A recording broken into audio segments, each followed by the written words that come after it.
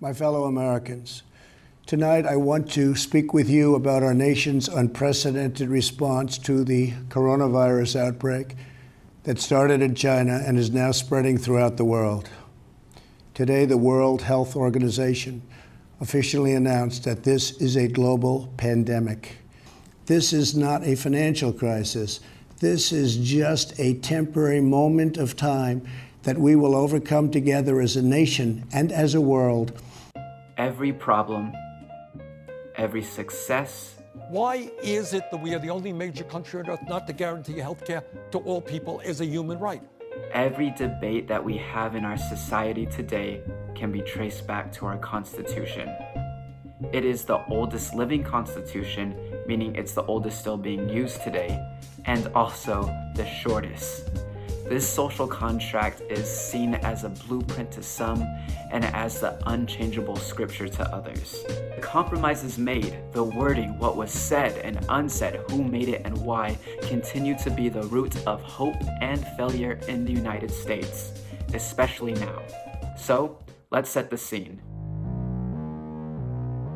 People say our founding fathers believed in this and that. As I said this morning, I'm really sorry the president made this necessary by his complete disregard for the vision of our founders. Our founding fathers are being roped to the ground like they were Saddam Hussein. We often lump them all together in their beliefs, but that's a huge mistake. They bickered constantly. Imagine taking any group of people and asking them how something should be done. There are going to be differences in opinion. If I ask you and other students to make your own school, there will be arguments based on your beliefs, your personal experience, and what's the most pragmatic solution. So that's what the creators of the Constitution had to deal with, themselves. You have people with a huge mistrust in government trying to create a government. We have 55 old white guys together in a hot, smelly room throughout the summer of 1787, fighting about what a democracy should look like, in wigs. People even fought about their reason for being there. Some thought they were just going to make a few changes to the Articles of Confederation. Others knew they wanted to blow the whole thing up and start over. Who was there? You got Washington, Madison, Franklin, 80 years old at the time, and Hamilton to name a few. Debates were intense. Some of the debates were about how government should be split, what the role of a president should be, should we even have a president, should we have more than one? I don't know what to say. How are these people going to be elected? Should they be elected? By who and for how long? What power do the states have, the people, and the most contentious issue of all, what about slavery? I cannot stress this enough. The amount of opinions, theoretical scenarios, fears, reasoning, all resulted in a series of compromises that made our Constitution. No one fully got their way, but there were a few common goals. The whole purpose of the Constitution was to grant popular sovereignty, limit government, provide checks and balances, create a republic, and secure individual rights. If those are all vague terms to you, what each purpose came down to was who has what power and how to make sure no one has too much, and that everyone needs to work together in order to succeed. So a few solutions offered were separating powers into 3 branches of government, securing federalism. Very briefly, federalism is separating power between the national government and state governments. Whatever is not stated in the Constitution is set up to the states to decide, like education, minimum wage, police power, and the response to the coronavirus, to name a few. And finally, they established a Bill of Rights for people, the first 10 amendments. At this point, I feel like I'm explaining the rules to a very complicated game, so if you have questions, please write them down so I could answer them. Now let's take a look at the structure of the Constitution, because once again, it is the shortest constitution of any major government in the world today. First part, the famous preamble. It sets up our social contract. We'll end the lecture talking about the preamble. Next, we have 7 articles. The first is the legislative branch, then the executive, the judicial, 4th is dedicated to the states, then how to amend the Constitution, and finally supremacy oaths and the ratification process. That's simple. And then we have the amendments. Over time, the ratified changes to the Constitution.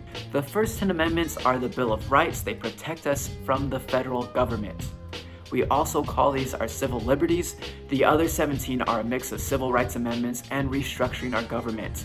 In order to amend the Constitution, you need 2/3 of Congress to approve, both in the House of Representatives and the Senate.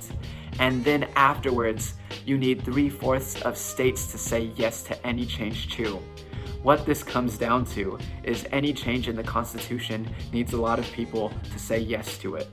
So, speaking of making changes, let's talk about some compromises made in our Constitution. There are 3 compromises made in our Constitution that are essential to understanding our political system right now as I speak. The first, the Great Compromise. The debate was how would people be represented in federal, aka national government.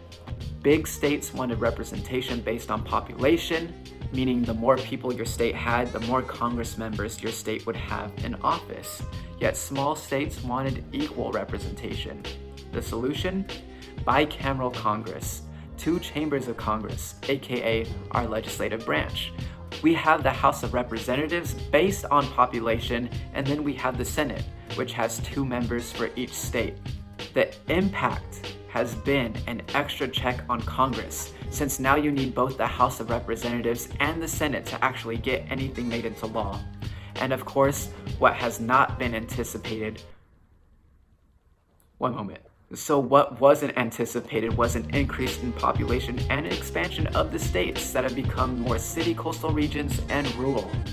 This has all now increased the bickering between urban and suburban or rural areas. They have lurched left, and they have no desire to really serve the people of America. They are a party of big city coastal elites that that just don't get it. The second compromise you should know is the 3/5 compromise. The debate was, should enslaved people be included in a state's population? Northern states wanted enslaved people to be counted as less versus southern states wanted more. It's not that southern states viewed enslaved people as citizens or even human beings, but the more they could be included, the more influence southern states would have in our federal government. The solution was, every 5 enslaved people would count as 3 free people for representation and taxation. The impact was that this embedded slavery into the Constitution.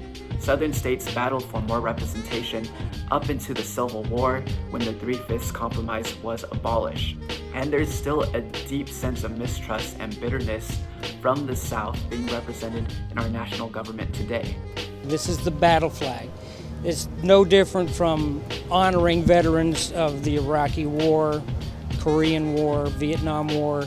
This is honoring the veterans. And the racist views embedded once into the supreme law of the land continue to thrive in our government, politics, and culture today.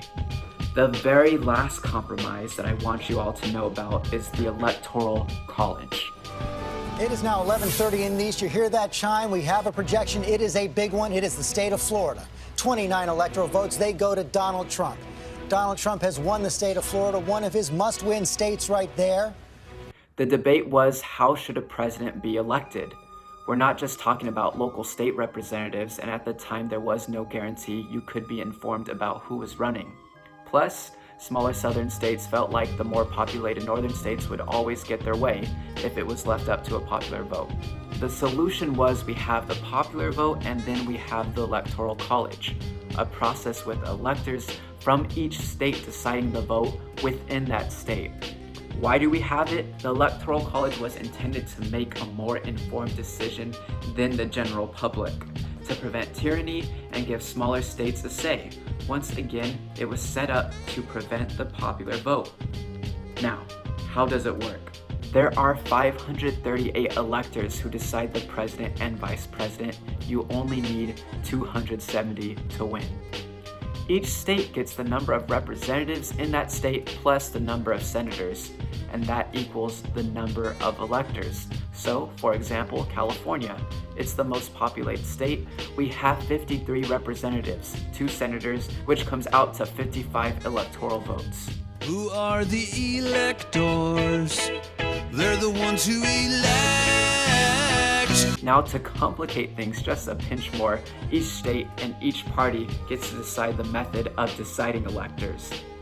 The only criteria is you cannot be a current member of Congress, but they're commonly state elected officials, governors, mayors, etc., or state party leaders. Now that party leader could easily be someone who just donated a lot to the party that year. So when you vote for a presidential candidate, you are actually voting for the electors to represent your vote.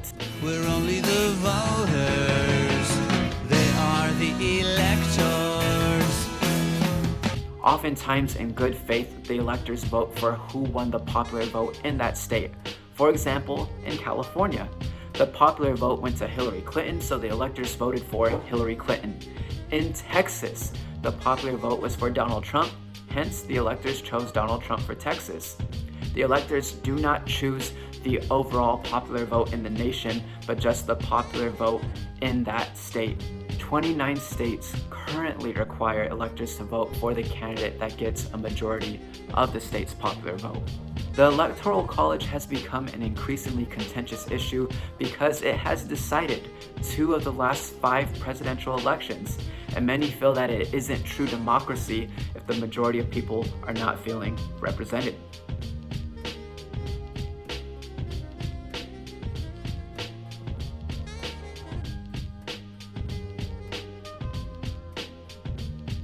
I'm sickened. I'm without words. I thought for sure that Hillary would win this election.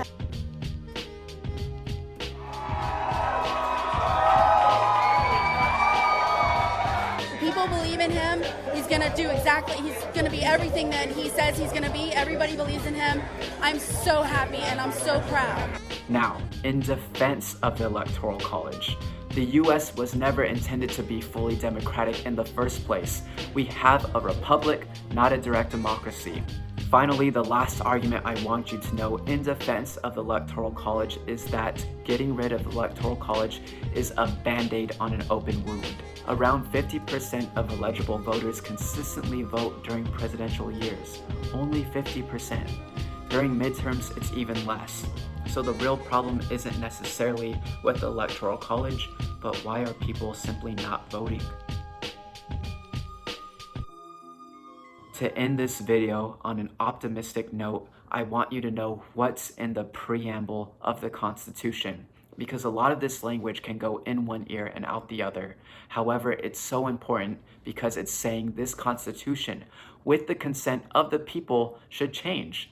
It's our agreement of being part of this society. We, the people of the United States, in order to form a more perfect union, establish justice, ensure domestic tranquility, provide for the common defense, promote the general welfare, and secure the blessings of liberty to ourselves and our posterity, do ordain and establish this Constitution for the United States of America. Now, what the heck does that mean? We the people, in order to form a more perfect, while historians say this is in reference to the AOC and trying to create a better government, it's also stating that progress is never complete, and that we should establish justice, ensure peace in our nation, provide for a military, promote health, and secure liberty for ourselves and future generations to come. But if you get rid of that middle portion and just go from we the people of the United States, do ordain and establish this Constitution for the United States of America, what this preamble is saying is we are the ones that give this Constitution power. Without the people's consent, this is just a piece of paper. We have to hold our government accountable to these ideals too. What this all means is the people who made our government are flawed, and acknowledge that government is flawed, the Constitution is flawed, and said because of all of the above, making amendments to this flawed government should be even harder. While these compromises continue to plague us with inaction today, they ensure that change isn't made just for the sake of change, but for progress. They also want us to come together to work towards a solution. No one group should have more power than any other, because if we really want change in our government, we have to come together. Thank you for watching. Godspeed.